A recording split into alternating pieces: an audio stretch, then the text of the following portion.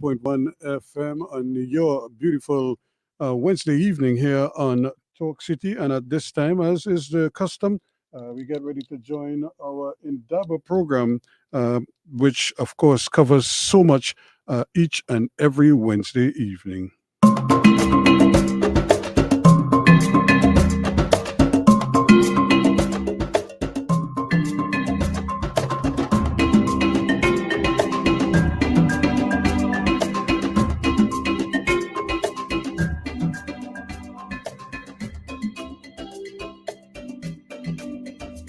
Once you hear that music, you know we're getting ready to join our special guest and our hosts for another important hour of discussion on the African diaspora. Of course, tonight at the Accra Youth Conference, Repossession of Africa's Sovereignty, of course, Decolonizing of the Caribbean Part 3. Of course, Rubadiri Victor will be a guest, a special guest there.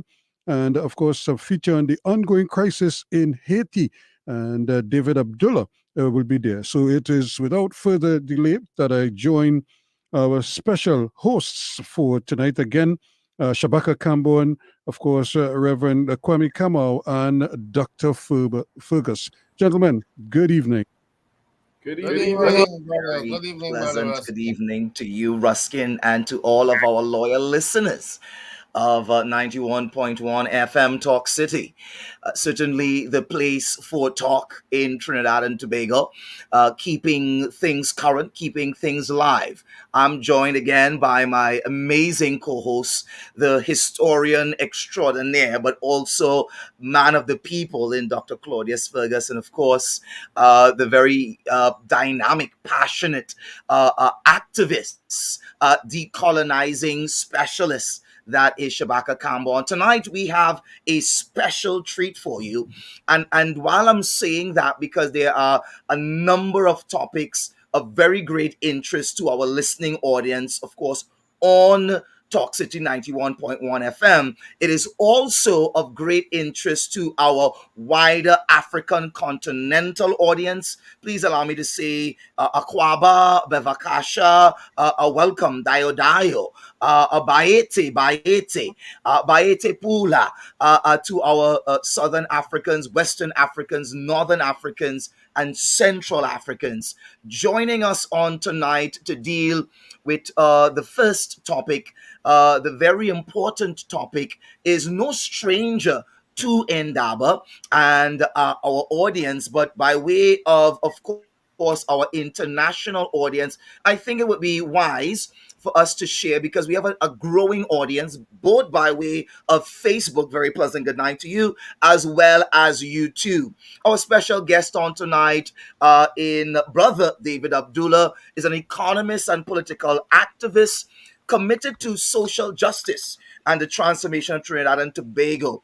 Starting from his days as a leader of the Students' Guild at the University of the West Indies, St. Augustine, and throughout his 4 decades as a leading member of the Oilfield Workers Trade Union and the labor movement in general, he has never wavered in his commitment to improving the lives of the ordinary workmen and women of our nation.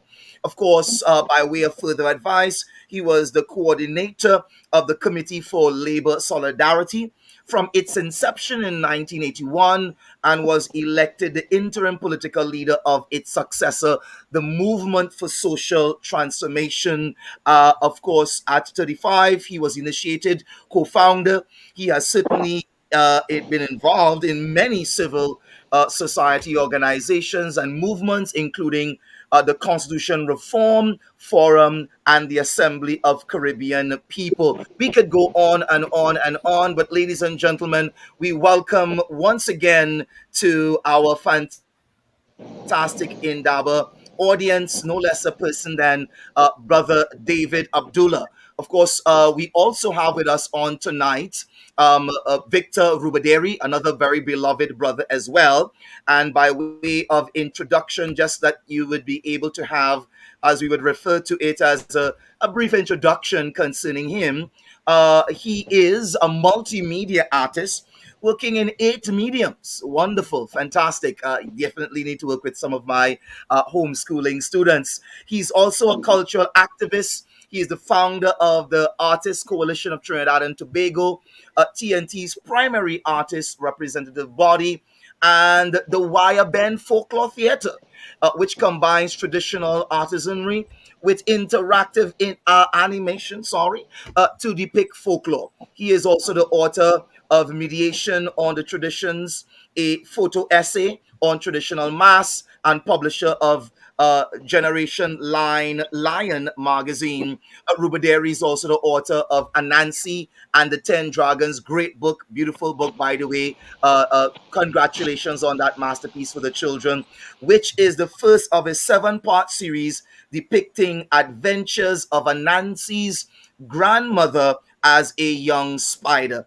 The series is part of a larger universe of books entitled Myths for Our Time. And with that, we turn to our special guest on tonight. Welcome to Indaba-The, the voice of the people, the voice of the Emancipation Support Committee, the place to find consensus. Very pleasant good evening, gentlemen. I'll kick it off, of course, to you, Brother David Abdullah. I call you Baba instead of brother because of your great seniority and the work that you do, not only for us in Trinidad, but the wider Caribbean. I hope you don't mind. So, Baba, David Abdullah, a very pleasant good night and welcome to Indaba. Yes, Thank and you very much. as we agreed, we would speak about the birth of a great revolution and the passing of a great hero as well.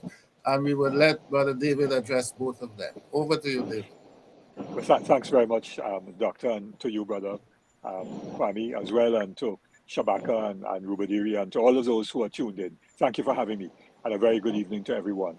Yes, well, today is March 13th, and is actually the 45th anniversary of the Grenadian Revolution, March 13th, 1979, when a small number of Grenadian patriots led by Maurice Bishop took power in a revolutionary way, in that they went to the True Blue Army barracks and also the police station, couple of police stations and so on, and told the troops there to surrender, which they did, because the government of the day, led by Prime Minister Eric Gary, had become highly unpopular. It was a very repressive government.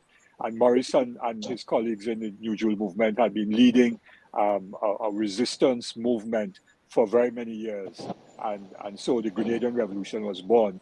And in the 4.5 years that it existed, and this is, I'm glad that, Dr. Claudius had said we need to discuss this, because we must never forget our history.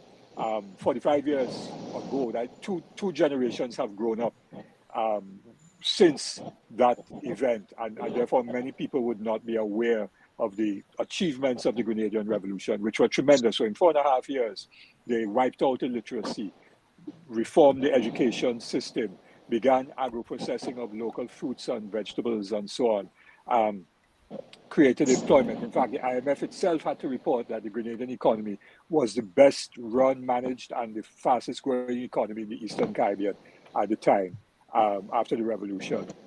They started and almost completed the international airport, passed progressive labor legislation to protect workers and women and so on, developed a participatory process of developing the budget, where you had people coming and discussing the budget. It wasn't like Minister of Finance just busting a mark, as we would say in Trinidad and Tobago, and many other things. The kind of popular participation of people coming out to repair roads and self-help programs, all kinds of things were happening in Grenada. Of course, the revolution was cut short on October 19th, 1983, when Maurice Bishop, Jackie Creft, Unison Whiteman, Fitzroy Bain, Norris Bain, Vincent Noel, and others were assassinated by the army, and that ended the Grenadian Revolution tragically. But for 4.5 years, it offered tremendous hope. There was a very important intellectuals for the sovereignty of the Caribbean, led by George Lamming, conference in Grenada. Shabaka Kambon was there and presented a paper, and it brought together many different, Sister N2 Springer was there and others, brought together our Loveless, tremendous artists and creatives from throughout the region and further afield. Harry Belafonte was present. And so there was a huge energy about that Grenadian revolution, which gave hope to not just Grenadians in Trinidad, were able to come out and say, I am Grenadian, or my parents are Grenadians. They felt so proud during that period. And of course, it tragically ended, but we must never forget March 13th, 1979, and the tremendous achievements of that period. It was only the third successful revolution in the Caribbean, first in the English-speaking Caribbean. First, of course, was Haiti, second, Cuba, then Grenada. And so, if I could segue and speak now about the late Mr. Reginald Dumas, I described him as a patriot. I said that word fits him to the T, because not quite apart from his public service, which people have spoken about as a diplomat and so on, but really his contributions to Trinidad and Tobago through his writings, his commentaries in the newspaper, his books, and his comments which he gave freely to the media whenever a major issue arose and he was asked for his views. He offered wise insights and offered proposals on the way forward. He was a champion of transparency and accountability and good governance, which is why he founded the Trinidad and Tobago Transparency Institute and was its first chair. He championed the issue of constitutional reform and Tobago autonomy. And as I said, people praise people when they're dead.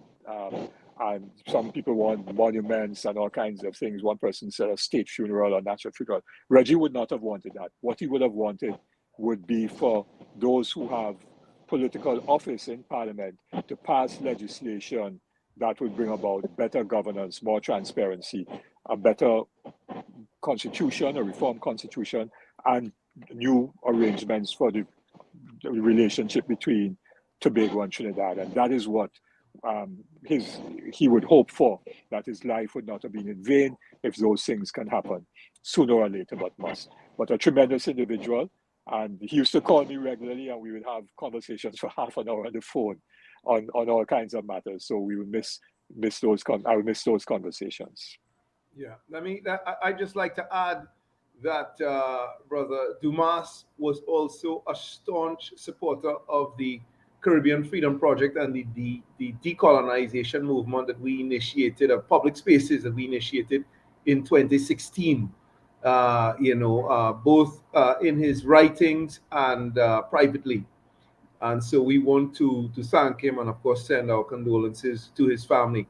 I also want to add, in terms of Grenada, that for the purpose of our listeners here, that Grenada was also a culmination of the Black Power movement. And that a lot of the discussions that took place, to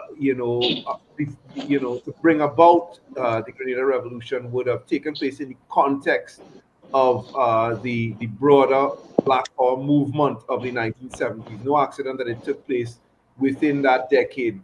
Also, I just want to add to that point you made about the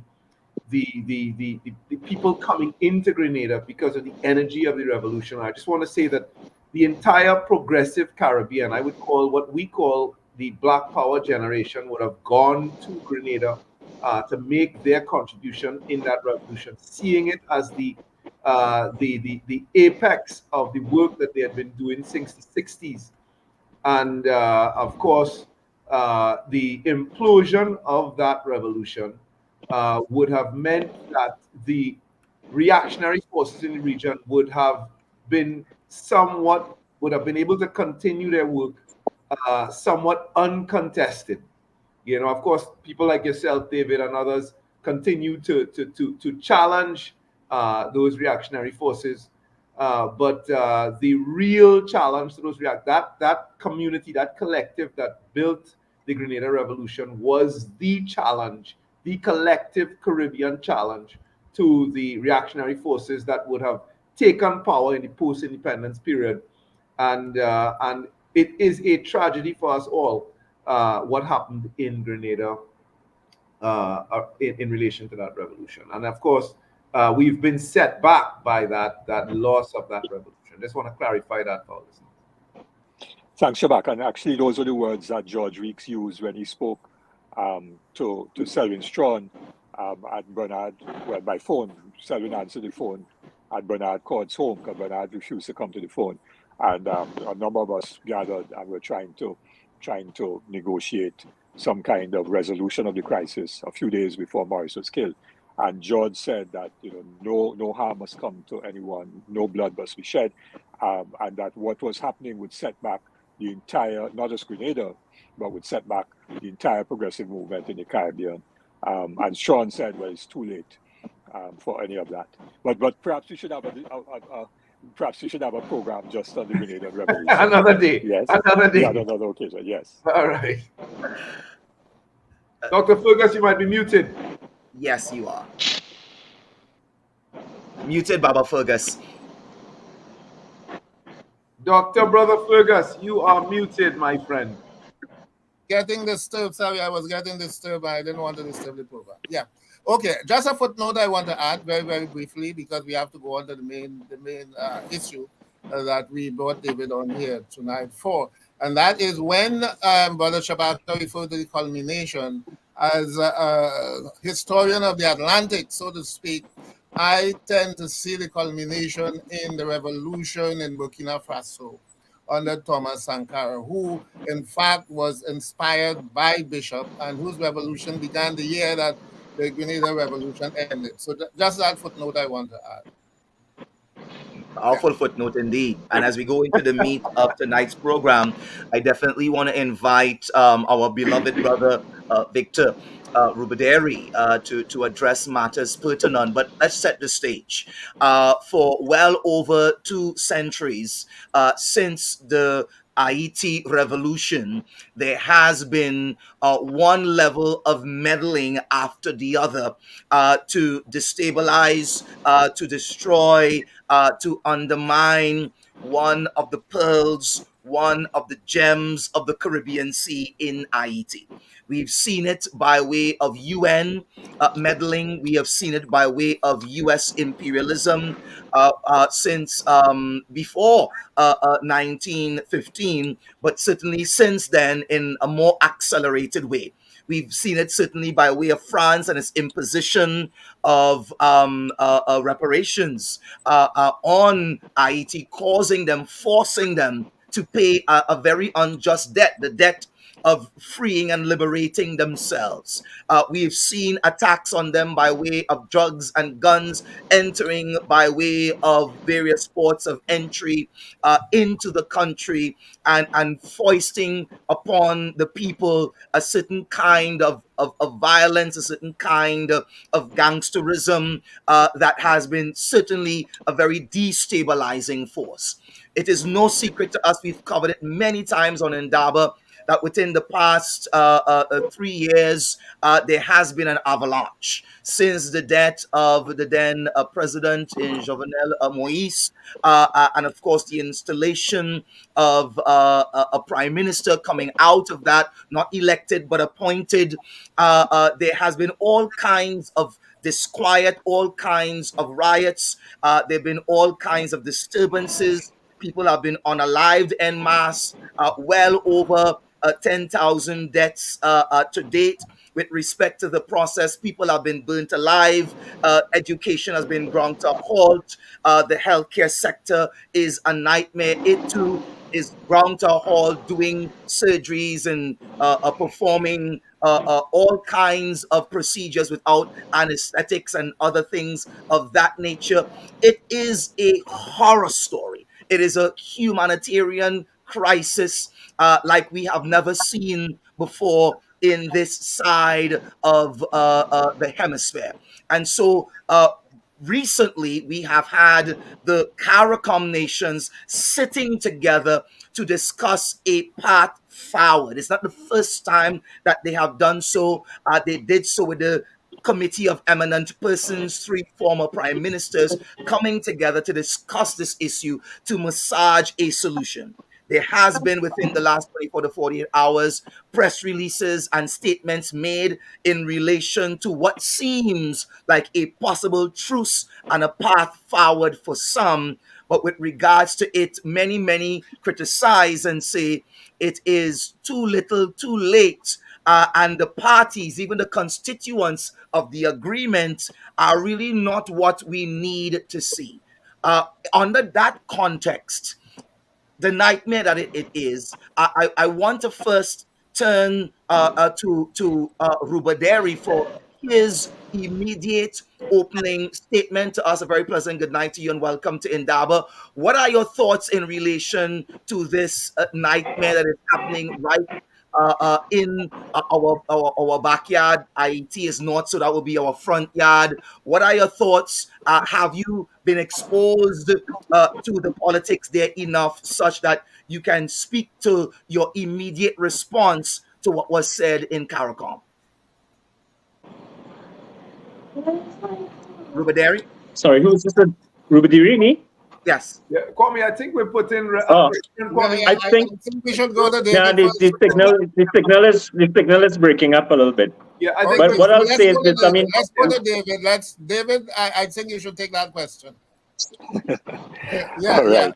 Well, yeah, David, go ahead. Okay. Yeah. Okay. Right. Yeah. Thanks for that. Yes. No. I know that last week Wednesday you had an important discussion together with, and one of the participants was Sister Monique, who is in Haiti. I think she may have left a day or two ago, but she would have been in Haiti last week when you spoke with her, and she's a member of the International Monitoring Group of the Montana Accord, and therefore would have given a very good analysis of the situation, the history, and the current situation. So I wouldn't go back because I believe you all had an excellent foundation on that last week. So I will go forward from last week to now because the situation is developing very, very rapidly. Last week, Wednesday, actually, yes, it was Wednesday, was when I had a meeting we had a meeting of the Assembly of Caribbean people, which is why I couldn't join your radio program or listen to it, and the Regional Executive Committee. Let me just say that the Assembly of Caribbean people was started as a preparatory process in 1992. We had the first assembly here in Trinidad in 1994, and it's still functioning. And the body that coordinates the work of the assembly is the Regional Executive Committee, and their representation from each of the language areas. So Cuba, Dominican Republic, Puerto Rico on the Regional Executive Committee. Martinique and Haiti are on the Regional Executive Committee. Barbados, Trinidad and Tobago, Suriname, and Curacao. Although those two don't participate as actively as the rest of us. So we had a meeting and we had everyone else except for the representatives from Suriname and Curacao. And we got a very detailed report from Brother Kwame Kamau, who is the leader of a social movement umbrella group called PAPLA, which is the Haitian Alternatives for Popular Development. And he also has a political party together with others. He was in the first Aristide government, he was the chief of staff to President Aristide. He's a professor of economics at the university in Port-au-Prince. So we got that detailed analysis and we issued the declaration. We decided on a declaration which should have come out by Friday, but it actually came out on Sunday because we then learned of the CARICOM meeting that was about to take place, and we wanted to therefore capture the fact that CARICOM was going to be meeting on the Monday. And so the first point we want to make is that it wasn't just CARICOM that met. And one of the real problems of Haiti is the fact that the core group, which is comprised of the United States, Canada, France in particular, but there's also Brazil and so on, but particularly the United States, Canada, and France have constantly been meddling, and more than meddling, determining the future of Haiti in terms of the politics.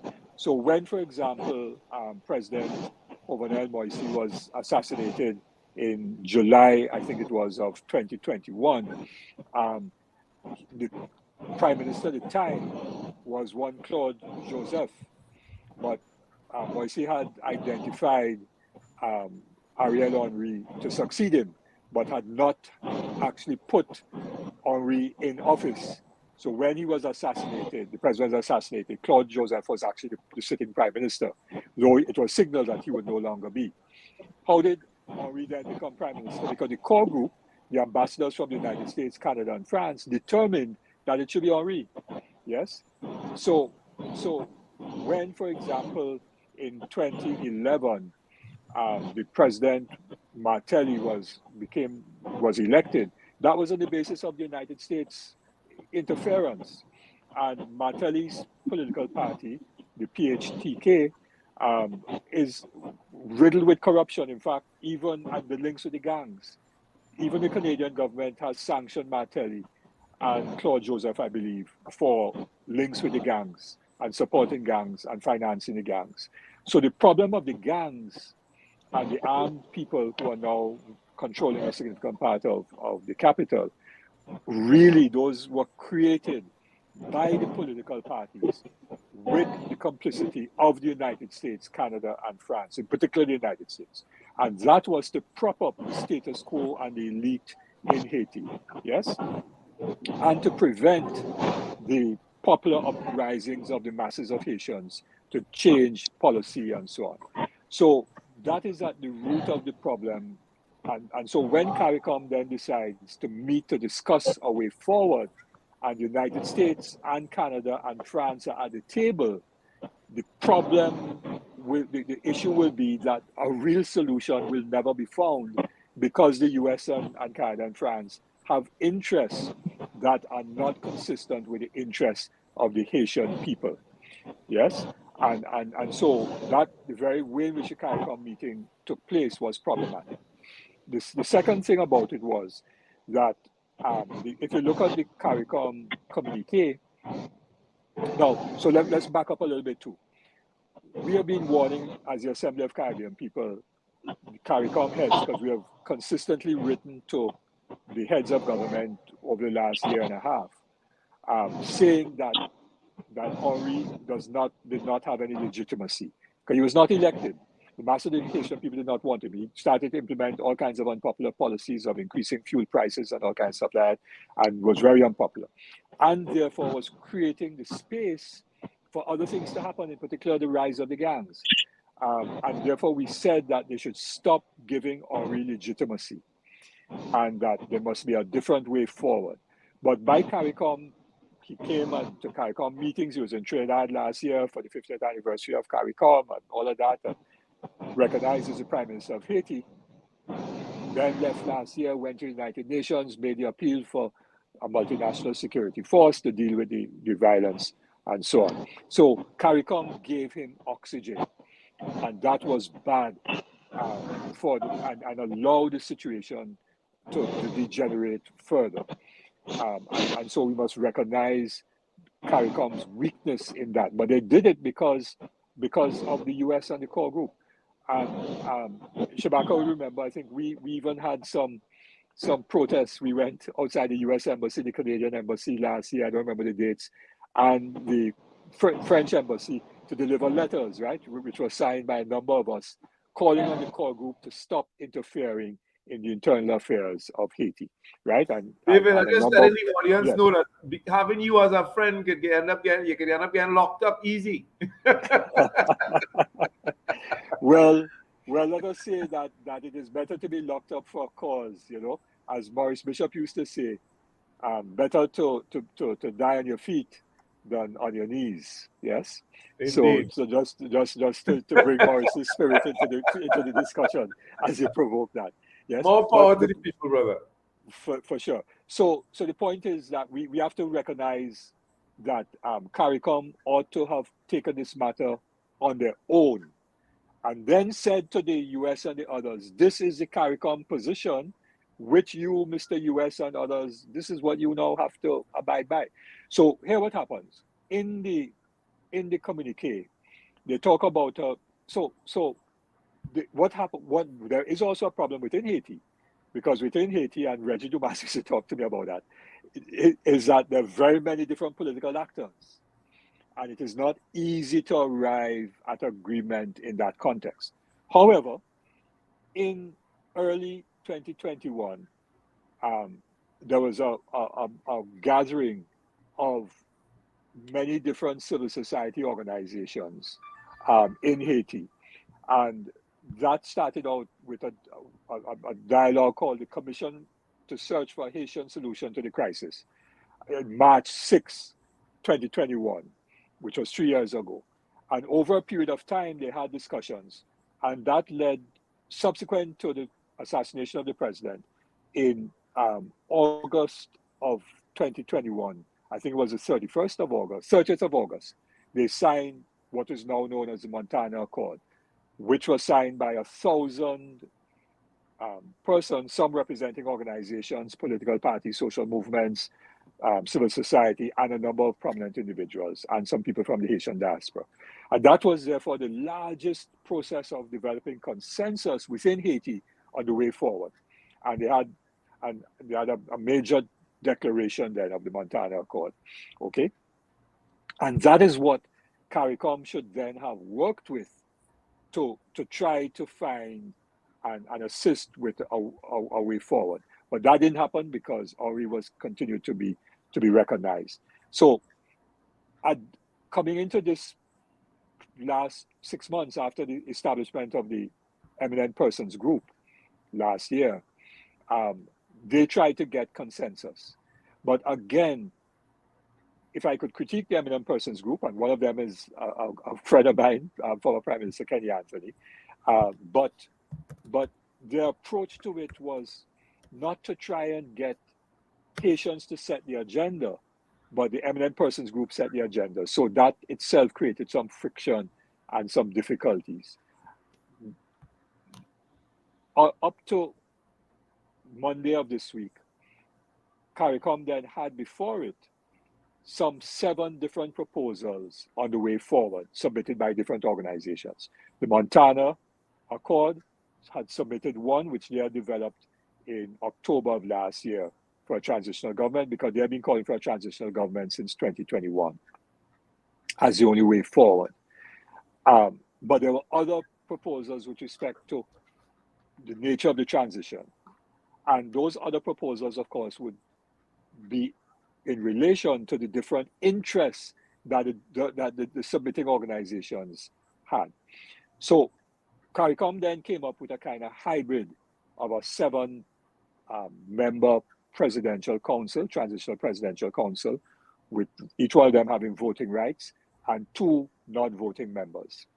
And that consisted of they proposed, CARICOM's proposal, a representative of the Montana Group, a representative of the private sector, a representative of the family Lavalas, the Lavalas party, which is the party of Aristide, former President Aristide, a representative of the party called Petit Dessalines, a representative of a group called the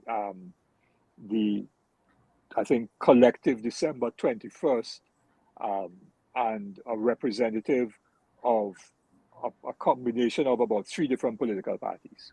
Now, in one of those, and I don't want to err because I don't have it right in front of me, I think it is Collective December 21st, has within it, or one of the others of the 3 coalition parties, has within it people who are associated with some of the gangs, political parties that have association with some of the gangs, or have association with Martelly's party, the PHTK. And then in the case of Petit Dessalines, they have connections with Guy Philippe, who led the armed insurgency, which was one of the factors that the US then went in and kidnapped President Aristide in 2004 and removed him and took him to Central African Republic in a coup d'etat. So Guy Philippe was charged subsequently with money laundering and other things. In the United States, he was in jail for a number of years in the US, was returned by the US to Haiti in November last year, and is now claiming to be the person who should be running Haiti. So even though CARICOM has said they're not negotiating and are not involving any of the people involved in the violence and the gangs, they have involved in that presidential council political parties that are proxies for these guys, who have relationships with these guys. The Montana Accords position was that, which is what we articulated in the Assembly's declaration, there must be no involvement of those who have been engaged in criminal acts and violence and so on in any transitional government going forward. And our information is that it's not only the violence that has been reported of murders and rapes and so on, and other kinds of assaults and kidnappings, but and of course we've seen the attacks on police stations, but they've also attacked the university. So they destroyed the university archives. And Professor, you'll be horrified by that, yes? They destroyed the National Stadium. David, I have a question Yes. for you here. As we get Sure. into this minute here, we're dealing with the CARICOM response.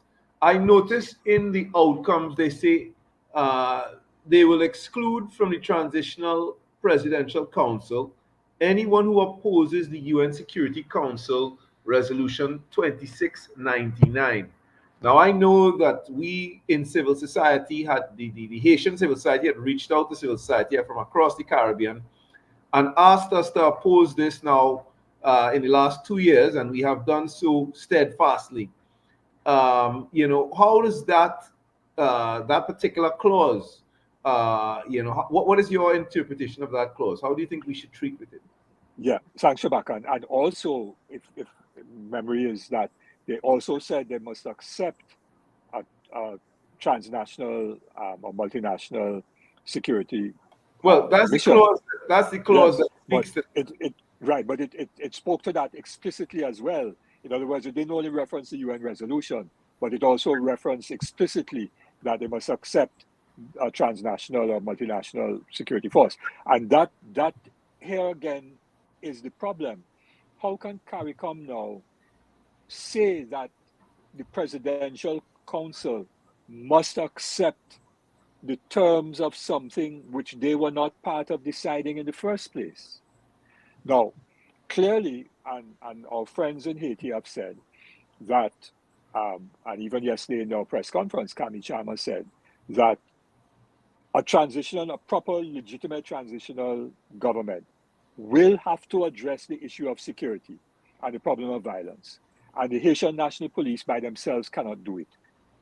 They're outnumbered, they're outgunned. They're being gutted because the Biden migration policy has encouraged Haitians to leave, because they were just like they're trying to get Cubans to leave Cuba and Venezuelans to leave Venezuela and Nicaragua to leave Nicaragua as part of undermining those revolutions.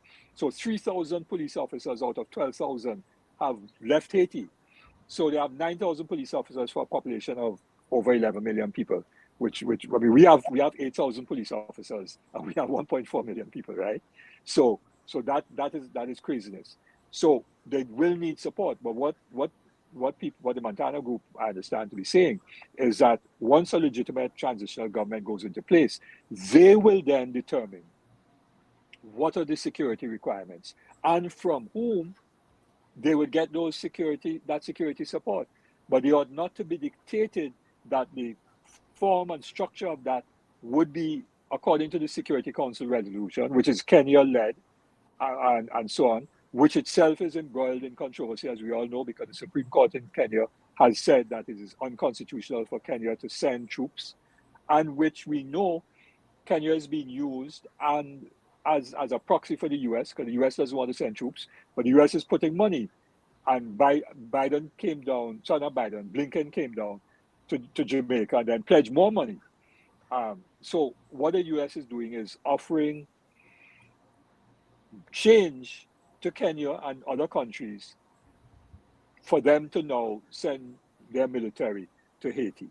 Yes? So it's a transactional arrangement. That is money. And no doubt there'll be corruption involved and so on and so on. So the Haitians obviously will, the bona fide, legitimate ones will say, no, we can't accept that clause. And I have no doubt that it was the US that insisted upon that clause being inserted, or those clauses being inserted. And it should be, if it is supposed to be a Haitian-led, because that's what CARICOM said it's supposed to be, a Haitian-led, Haitian-owned solution, then what has to happen is that the transitional government determined by the Haitians themselves, would now have to determine what is the requirement and from whom. Kamishama's mentioned, for example, yesterday in the press conference that who knows, maybe the transitional government will ask Cuba to send some people to assist in the security arrangements. He said that in the press conference. He didn't say that as a matter of policy, but he just mentioned that, to throw it out there, that is where it has to come from Haitians as to who should come in. Unfortunately, we are out of time on this segment. Sorry, Brother yes. David, we're out of time. We want to Just take one a last- brief. yeah, sorry, we one- want to one- take a just brief. very No, quickly, hold on. We want to take a Yeah. brief comment from Yeah. Rubadiri and a closing comment from you. So make this your closing Okay. statement. All right. Well, what I want to say is that what the situation in Haiti is exactly what we have to deal with when we're talking about decolonization and stuff. Normally, when we're talking about decolonization, we tend to think of it as a reaction to a historical process that has happened in the past and that kind of stuff, and we don't see it as something that is battling a present tense colonization process that has never let up and that is 24/7, 365, and that is present in and happens through many different engines, through economic interference, political interference, assassination of progressive leaders, and what is seriously something that we have not been able to deal with, cultural imperialism and the manipulation of and weaponizing of the poor, especially in terms of the rise of the gangster as the kind of primary kind of icon in the life of the African tribe in the latter part of the 20th century and in the 21st century, and the role of drugs and guns in the poor and in the ghettos of the black diaspora and the black world, and because we have not been speaking about especially that last phenomena in its real context, as the fact that this is external forces exporting drugs and guns into progressive communities to destabilize revolutionary communities. And these are active, real-time, 24/7, 365 activities since the 1970s. That has destabilized from Watts to Oakland to Kingston to East Port of Spain to all of these David, sites. we have to close this segment, unfortunately. Yeah. So what I'm saying is that continue to address that issue maybe when you come up to the viewpoint. David, yeah. 1 minute. So I'm just saying David, that the Haitian thing is an excellent window for us to look into all of the processes that are being used in contemporary life in terms of the destabilization of Black life across the planet. Yeah, great. Okay. David, 1 minute. Yeah, 1 minute. Yeah, please. One okay. minute. Yeah, sure. I'll be shorter than that. Yeah, just to say that apparently CARICOM is meeting again tonight. So, the situation is very dynamic and we have to continue to be on top of it. My understanding from people in Haiti is that there are ongoing discussions, particularly within Montana, because Montana is not a homogeneous group. It is very diverse with many different organizations. So they're discussing intensely how to respond to the CARICOM thing. And I suppose we'll get a formal position from Montana shortly. Petit Dessalines has already said they don't want any part of this transitional thing. The gangs have said they don't want any part of it. They're going to take power directly and so on. So it's very dynamic. And what we have to try to fight for is a solution that recognizes the sovereignty of Haiti and the dignity of a very proud Haitian people who have it in their DNA of the Haitian Revolution and all of that.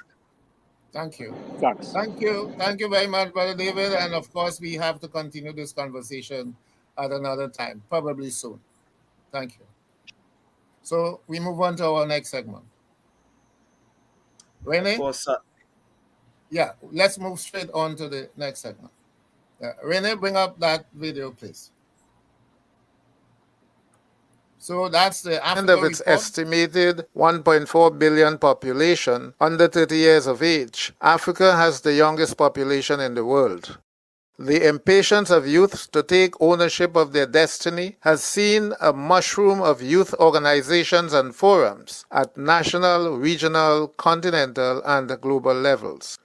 Everywhere within the African Union, youths face similar challenges, including heads of state without a vision of the future, some without capacity, and others without a moral, ethical, or patriotic compass to avoid looting their national treasuries or preventing the looting of the continent's resources by predatory capitalists. This week, the Africa Report revisits the aborted Pan-African Youth Conference, which was scheduled for the 7th of January 2024 at Black Star Square in Accra, Ghana.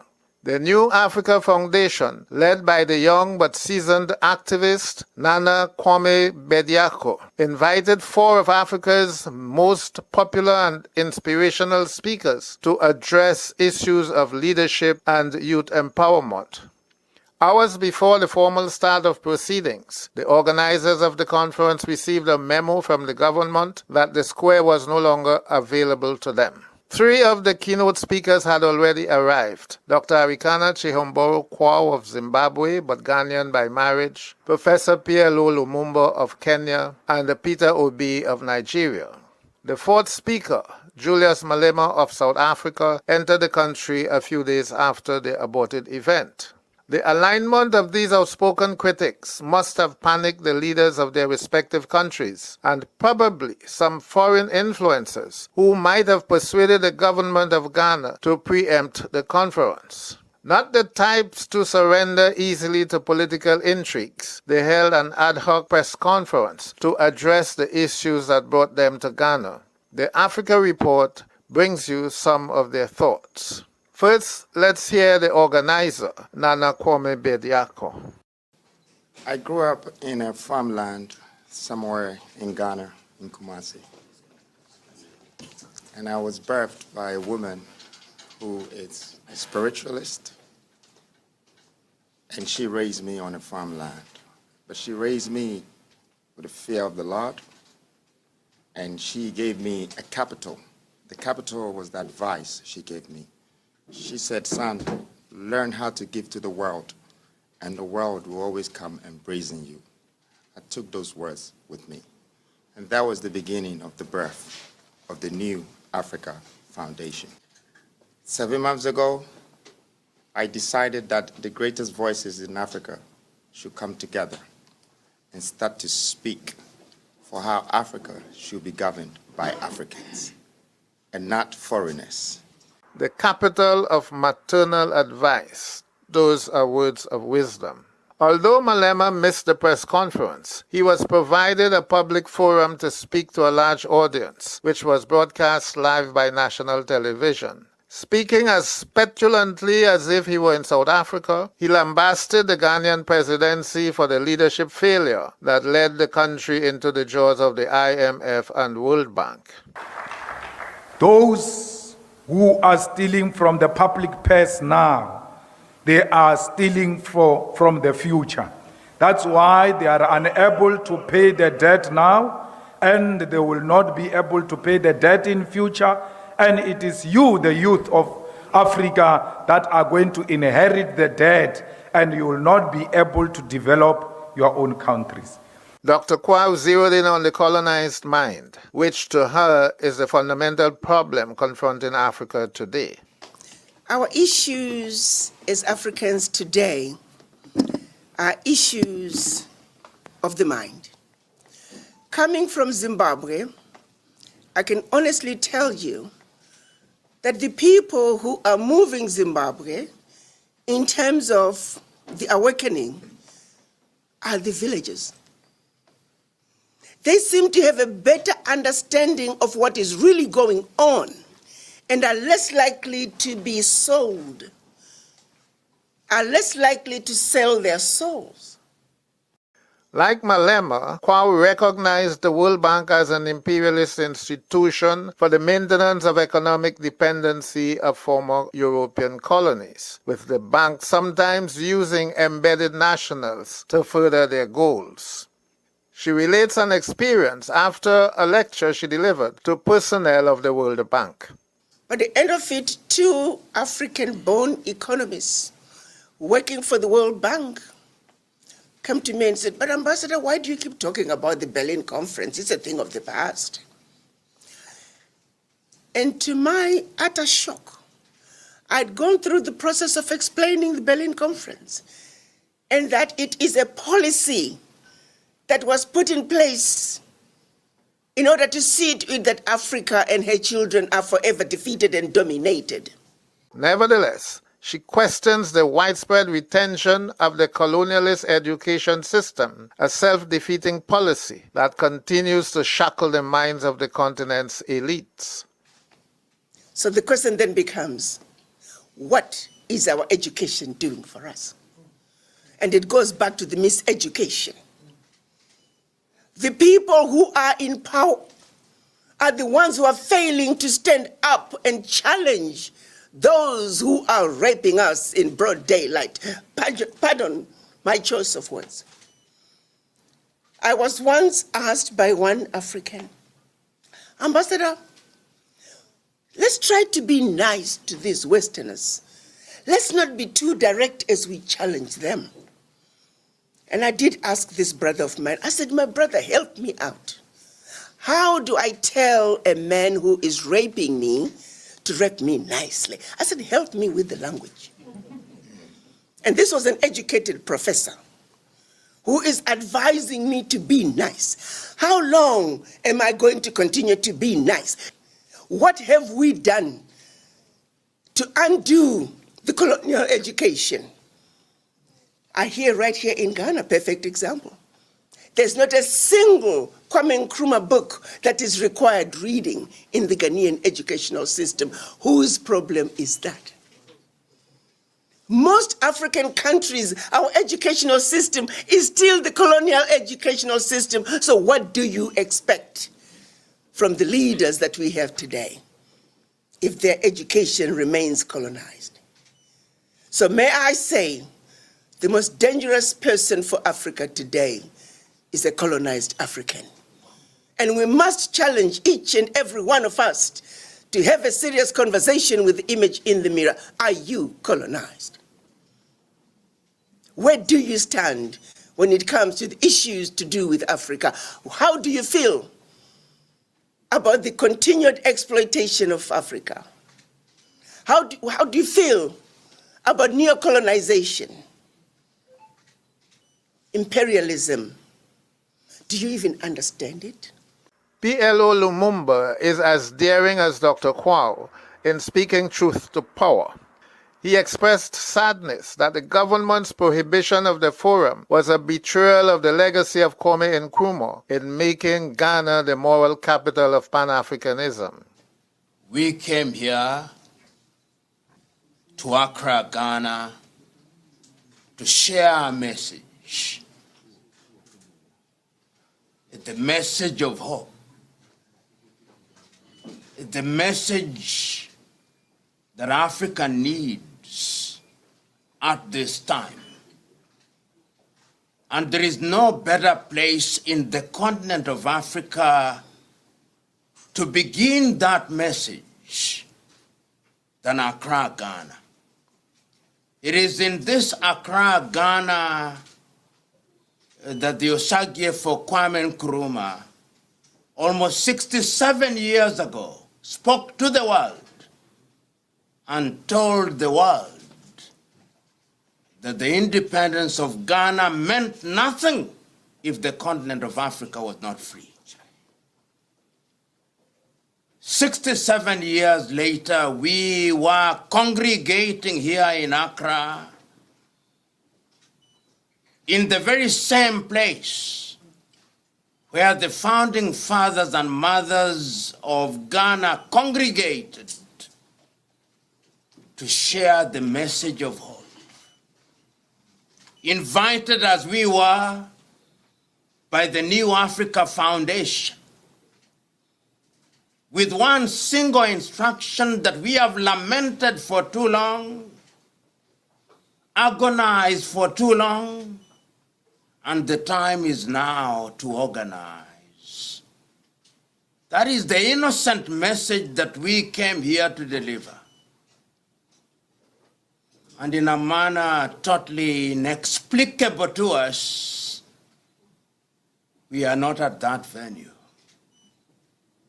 But is it not the wise to say, when the world serves you a lemon, ask not for an orange, make yourself lemonade? We are here, therefore, to say that the message will be alive and well. A presidential candidate in last year's Nigeria elections, Peter Obi is politically moderate, but a large percentage of Nigerian youth see him as the true president of the country. His focus was the imperative of new leadership. In everything, all they want is leadership, purposeful leadership. Malema is a devoted student of Nkrumahism. He believes that the destiny of Africans cannot be realized outside of Pan-African unity. Let's end this edition of the Africa Report with this vision. The EFF believes in one Africa where we've got one president. One Africa is a threat to Europe and America. Africa with one president, Africa with one currency, Africa with one military command, Africa with one parliament. It's a threat that America cannot stand.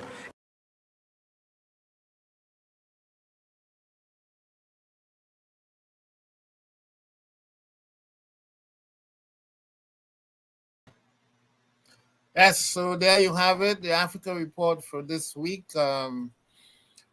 Some of the greatest spokespersons for Pan-Africanism at the moment in Africa. There's no doubt about that. Yes, a brief comment from anyone before we move on. Very, very brief. Well, certainly, it was another sterling edition of the Africa Report, and I'm sure on behalf of not only the African continent tuned in live on tonight, as well as the diaspora, we are in your debt. We want to say thank you. That denial, I think, would have done more to promote that conference than perhaps allowing it to be.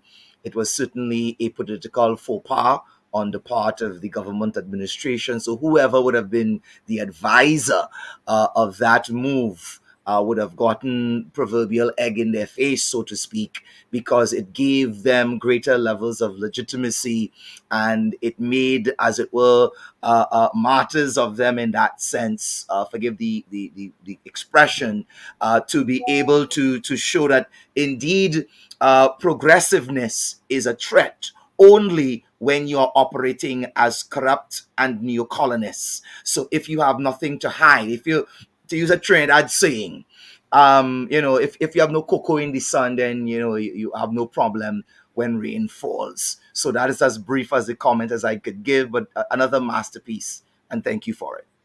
Thank you. So let's move on. Shabaka. I just wanted to say that beyond the obvious contesting of ideas taking place on the continent, contesting of perspectives about how to move the continent forward, which is a very important and healthy thing highlighted in the piece. The statement that not a single one of Kwame Nkrumah's books were required reading in Ghana it just hit me. It just hit home for me. And I could think even of Dr. Eric Williams's ideas, are not institutionalized at the secondary school or primary school level in this country either. You can't find them.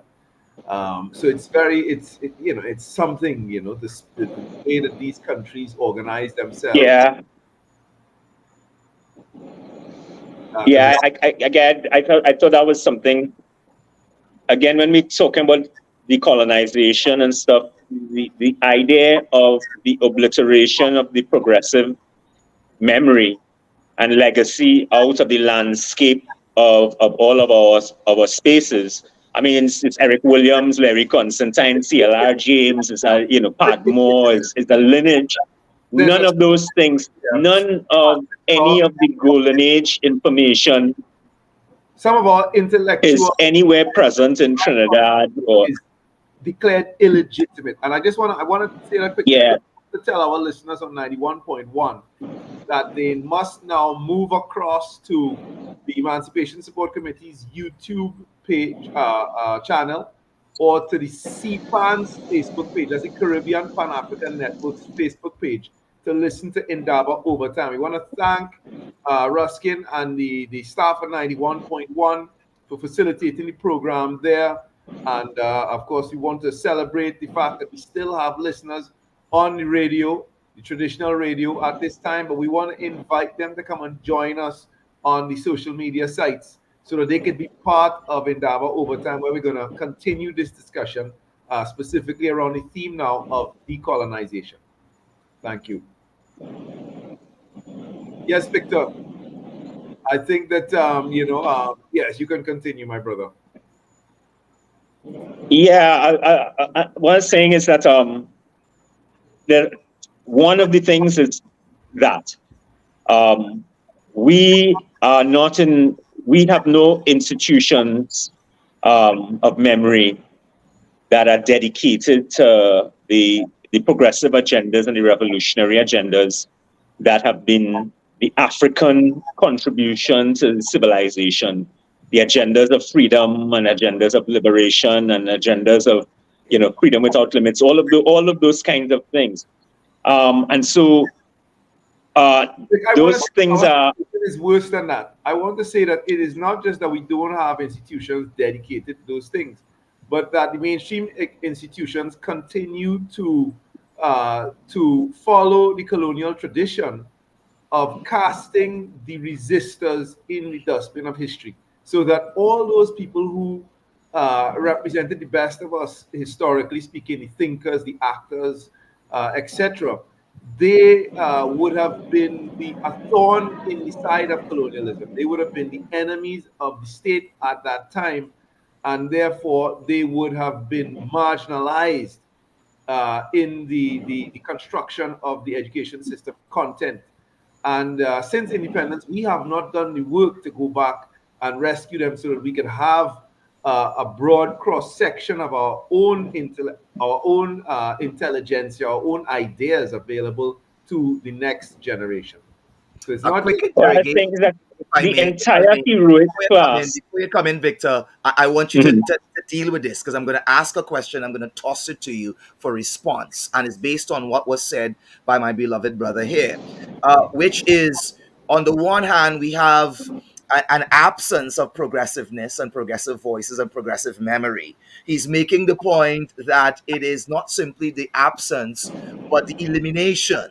It was purposeful. It was, and it's the point you made earlier on in terms of the price, the very high price that you pay for progressiveness. Being kidnapped, Kwame Nkrumah being assassinated, Patrice Lumumba, many others assassinated, Maurice Bishop, right here in the Caribbean. So the question is not milquetoast politics and the continuation of the post-colonial propaganda, isn't that in the best interest of a small Caribbean region? Of course, I'm taking the tone and I'm taking the position of the antagonist here, but I'm giving you the room to run. Isn't that in your best interest, if you want to stay alive, if you want to have access to the loans, if you want to get access to visas, if you want to get the security support, the military support in case things go wrong? Isn't it beyond the elimination? Isn't it also incentivized? And the question that I'm pointing to you is, minus that incentivization, or what can we do? It's a question I asked our political scientists, our social scientists on the previous program. What model can we put in place, not only to deal with the fact that in the absence of those incentives, and certainly in the presence of that destructive, eliminating tendency, what would we have in the vacuum?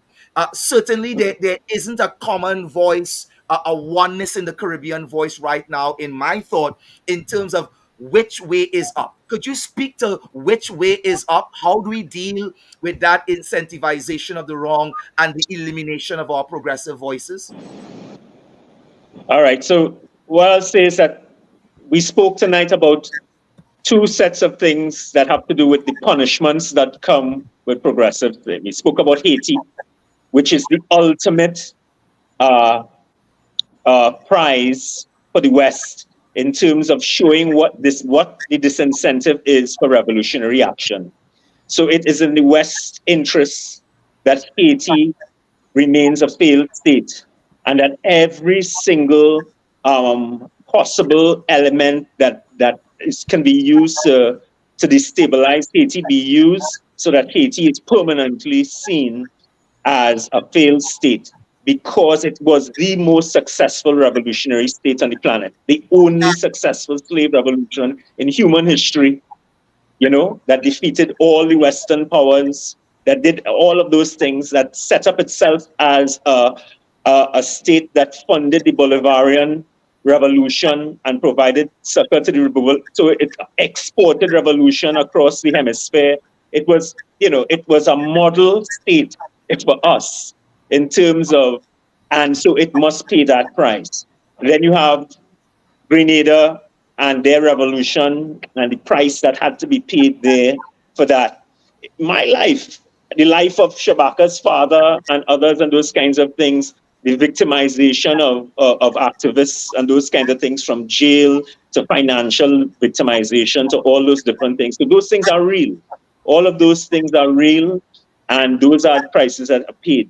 The flip side of that is the amount of things that have happened, of incredible things that have happened through progressive act and through progressive culture and revolutionary action. And this is not, I'm not only talking about revolutionary stuff, because the things that are obliterated from our space, meaning that none of our progressive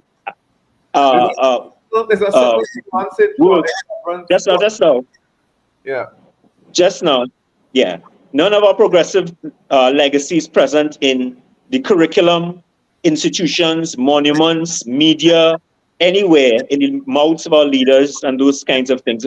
We're not just talking about revolutionary leaders. We're talking about Hazley Crawford, Beryl McBurney. We're talking about normal people, Nicki Minaj, Billy Ocean. None of it is present. Yeah. Nothing is present. And so it's not only revolutionary stuff, but it's stuff that is life-giving, that is forex creation. It is, it is everything, that is nurturing, that is absent. Beyond that, because a lot of the things that were once considered, I have in front of me right now a press release from the U.S. Embassy, Friday, March 1st, right? That was just at the end of Black History Month in the United States of America, where they celebrate the civil rights activist they call Stokely Carmichael, who we know as Kwame Ture. And that press release ends, ready for the revolution, #USTT relations, right? So, and I can give you an example in the UK, right? When we talk about removing monuments to people like Picton, right? We had a dame here last year for emancipation, who is part of the British aristocracy, who led the government response to the question of Picton, and she couldn't believe that we move on it. Even when the former colonial powers give us permission to advance, we are in such a state of mental colonization that we do not take the space that we have been given. But is that genuine permission? Question. Is that genuine? No, so the other thing, you asked about a model, and the model that I would suggest. Yes, Victor. The model that I think that we have to, because is maroonage, right? It is the creation of independent, sovereign institutions, independent of the state and independent of all of those other institutions. But the idea and understanding of what maroonage is, right? So maroonage is the setting up of the separate state within the state, and that feeds itself, clothes itself, nurtures itself, creates its own institutions of memory, creates its institutions of finance, trades amongst itself, and does all of those things.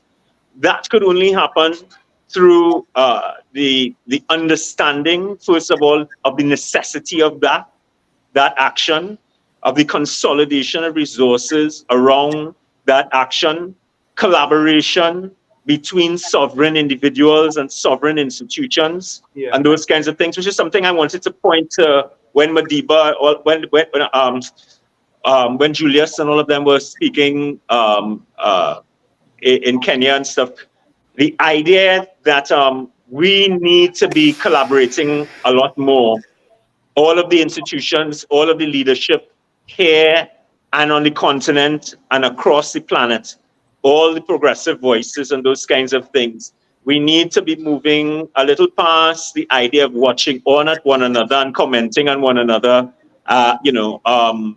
We need to actually be in concert, and intimately and collaborating intimately in terms of all of those things, in terms of the creation of those separate things. Whilst we are trying to win state power,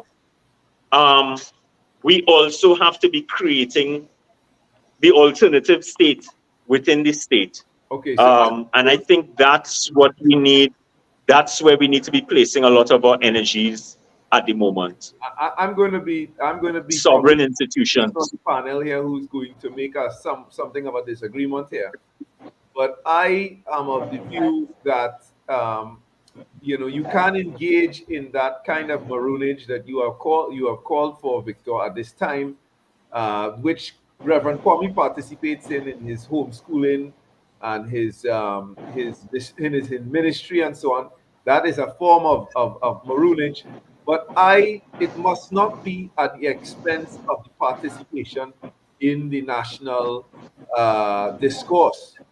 We are 60 years post-independence, and we cannot be retreating from our states at this time. There was a time when I would have said that was perhaps in the first 2 decades of independence, when you could still speak in those terms as the kind of centerpiece. Now we have to engage in the democratic discourse in our states and to ensure that everybody in our states are treated fairly and equally within the institutions that exist. We have to have a say in the institutions that impact our people. We have to work harder and harder to ensure that those institutions serve us properly. So I have a bit of a disagreement there. I just also want to stay in terms of this is a profound disagreement. At the same time, all of these things have to be happening simultaneously. Yeah, I'm not but saying I disagree. No, but before we go further into the disagreement, let me just say that when the Queen of England, and that's before she passed away, when she had the write-up under her portrait of Governor Picton, altered to reflect the crimes he committed in Trinidad and Tobago, that I don't know what more permission you want than for us to address critically his legacy here, where he committed his crime, and for us as a people to continue to police ourselves in the critical discourse that we must have is really a reflection of our mental colonization, nothing more than that. The room is there for us to act, and we're not talking about any kind of drastic revolutionary action here. We're talking about the simple action to create a healthy society, obvious actions, decolonization action. The Europe that we celebrate in Trinidad with our actions is a Europe of the past.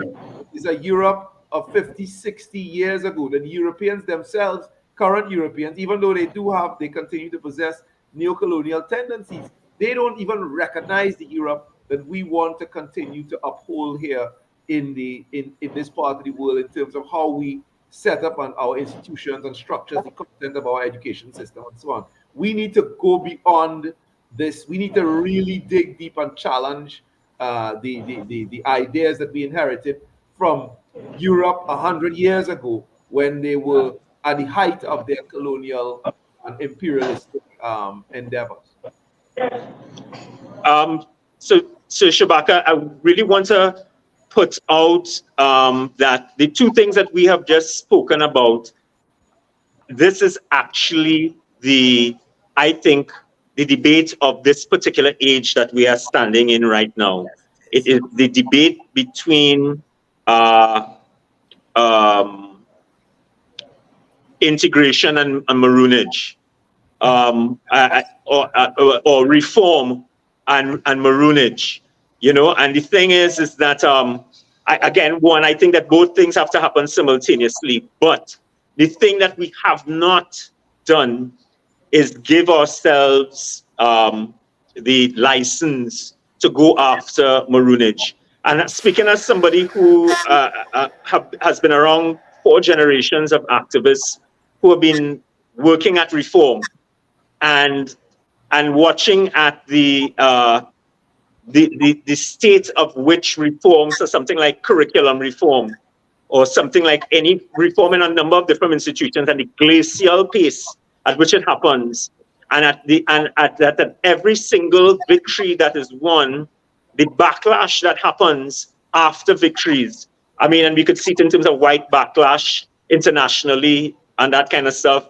All progressive movements across the planet have now reached a point where they are now faced the fact where we're watching the right-wing backlash planetary-wide, where gains made over the last 40 years are now being sent back and removed, and those kind of things. The white backlash is like, okay, that's enough.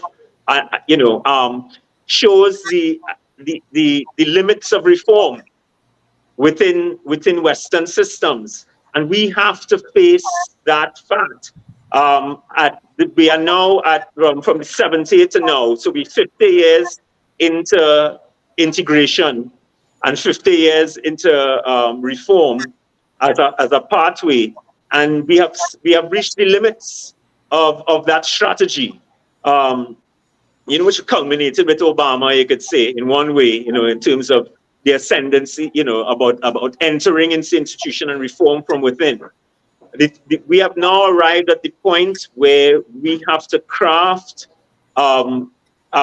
institutions, independent institutions. So putting a plaque underneath a statue of a murderer and a genocidal, homicidal, genocidal maniac is different than having your own museum and your own spaces of monuments and your own universities and those kinds of things. So we have to kind of watch at all the sovereign maroon institutions that exist, from big ones like let's say like a Howard University that came out of reparations in the States and those kinds of things, to other things, as imperfect as some of them may be, to panyards, to mass bands, to all the different models from the grassroots, go all the way up to large-scale institutional models of maroonage. We have to learn those lessons of what those things to make those institutions sustainable, those kinds of things, and then we have to create ecosystems between those things, and we have to look to see what are the gaps that have existed in terms of closing the gap. So maroonage has an understanding of what community is, and let's say that there are 11 things that a community does for itself: feed itself, clothe itself, trade amongst itself, create its own memory, create its spirituality, all those different kinds, house itself, all of those things. What are the missing links? So, okay, we're not housing ourselves. We don't own the factors of production to house ourselves. We don't own this, we don't own that, but we do have these things. And so what are the things that we have to do to plug those gaps and those things? And this has everything to do with Black economics. This is the Garvey This is what Garvey. This is the Garvey solution. Yeah. This is what Garvey Let me just bring spoke our to. let me just bring our listening audience into the conversation quickly. Yeah. So they could understand where we are. This is our third and final edition of discussion along the theme of decolonization. In the first edition, we looked at the fact that there are over 20 colonies, literal, real, old school. What you think of when you read about a colony in the Caribbean. There are over 20 colonial territories existing in one degree of real, literal colonialism or another. In the second edition, we looked at that next layer, the fact that some countries, and just a few countries in the Caribbean, have taken the step to ditch the monarchy in the United Kingdom. So some countries still pay allegiance formerly to the Queen and now to the King. And if you, for example, wanted to become a citizen of one of your fellow Caribbean countries, you may find yourself having to say in a document that you give fealty, forever, lifelong fealty to the king. And you'll be asking yourself, what the hell am I doing here? This is the reality for some Caribbean territories up to today. Some currently haven't been able to make that next step. We talked about the Commonwealth as an organization that reflects that history of colonialism. Sort of something that perhaps we should not continue to participate in this period. And now today, even though we're dealing with it in an abstract level, we were looking at the fact that decolonization is all-encompassing and beyond the political aspects and so on. It is there inside of every single thing that is important to us. Colonialism was an all-encompassing phenomenon. So the way we think about food, dress, hair, religion, you name it, every single thing, colonialism would have our history, who our heroes were, our architecture, absolutely every aspect of our being would have been, it would have been influenced by the ideas, the ideas which underpin the colonial process of genocide, slavery, indentureship, and apartheid. And that's something that a post-independent state must consider. So this is a conversation that could go on forever. There's so many different aspects to it. Right now, we're dealing with the question of hair in schools. We're dealing with the question of the prominent reverential monuments to the icons of the great crimes of colonialism in our public spaces. And so many, and we talked about the curriculum tonight. There's so many different layers of decolonization still left to be involved in. So we just want to invite the public, those who are listening, to think about these issues and to see how they could be part of the efforts to free our people moving forward. I think we have to call it a night there. Dr. Fergus, I think I want to leave you with the closing remarks tonight. Sometimes I keep wondering if I'm on the right train. So I think we should wind up. We are way over our time, and we want to thank the audience out there. We want to thank our listeners on YouTube and Facebook who have tuned in and remained with us right through. Want to thank our guests who has left us, but who contributed significantly to the early part of the program. Thank you very much, Brother David and Brother Victor.